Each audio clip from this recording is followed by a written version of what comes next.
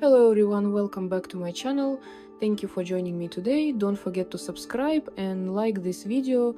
It really helps me to keep creating new content. In this video, I'm focusing on the mirror. Over time, mirrors collect fingerprints, dust, and small spots that make them look less bright. With just a spray of cleaning solution and a soft cloth, it's easy to bring back the shine. I start by applying the cleaner across the surface, letting it spread evenly. Then I wipe in smooth, steady motions from top to bottom. Step by step, the marks begin to disappear, and the mirror becomes clear again. I pay extra attention to the corners and edges, because they often hold dust that's easy to miss. Cleaning the mirror like this only takes a couple of minutes, but the difference is noticeable right away. A clear reflection makes the whole room feel fresher and brighter. It's a simple routine, but it changes the atmosphere instantly. Thank you so much for watching and spending this time with me. Please don't forget to subscribe, leave a comment, and stay tuned for more cleaning routines. See you in the next video!